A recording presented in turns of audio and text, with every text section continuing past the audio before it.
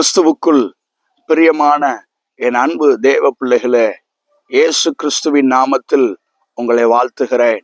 இந்த ஆத்மீக யாத்திரை நிகழ்ச்சியின் வாயிலாய் உங்களை சந்திப்பதிலே மிகுந்த மகிழ்ச்சி அடைகிறேன். உபாகமம் 15ஆம் அதிகாரம் 5ஆம் வசனத்திலே, உன் தேவனாகிய கர்த்தர் உன்னை மேன்மேலும் ஆசீர்வதிப்பார். ஆம், மேன்மேலும் ஆசீர்வதிக்கப்படுகிற அனுபவம்.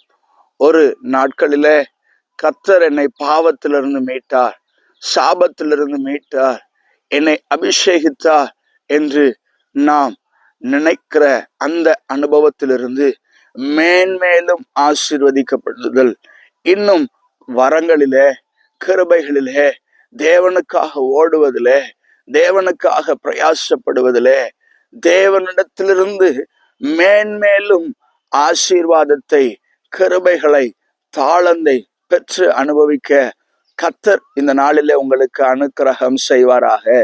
5 தாளந்தை உடையவன் 10 தாளந்தை பெற்றது போல, 10 தாளந்தை உடையவன் 20 தாளந்தை பெற்றது போல, மேன்மேலும் ஆசீர்வதிக்கப்பட கர்த்தர் உங்களுக்கு அனுக்கிரகம் செய்வாராக.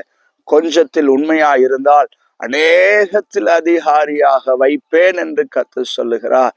கர்த்தர் கொடுத்த கிருபைகளிலே, அபிஷேகத்திலே உண்மையாக இருந்து கர்த்தருக்காக வாழும்போது மேன்மேலும் நாம் ஆசீர்வதிக்கப்படுவோம். இந்த வார்த்தையின்படியே கர்த்தர் உங்களை ஆசீர்வதிப்பாராக. கண்களை மூடி நாம் ஜெபிக்கலாம். அன்பும் இரக்கமும் நிறைந்த நல்ல தகப்பனே, கர்த்தர் எங்களுக்கு கொடுத்த தாளந்தை புதைத்து வைக்காதபடிக்கு மேன்மேலும் ஆசீர்வதிக்கப்பட 5 தாளந்தை 10 தாளந்தாக மாற்ற, 10 தாளந்தை 20 தாளந்தாக மாற்ற இந்த நாளிலே இந்த சத்தத்தை கேட்டுக்கொண்டிருக்கிற உம்முடைய பிள்ளைகளுக்கு நீர் அனுக்கிரகம் பாராட்டும்படியாக ஜெபிக்கிறோம். இயேசு கிறிஸ்துவின் இன்ப நாமத்தில் ஜெபிக்கிறோம் நல்ல பிதாவே, ஆமென். God bless you. கர்த்தர் உங்களை ஆசீர்வதிப்பாராக. ஆமென்.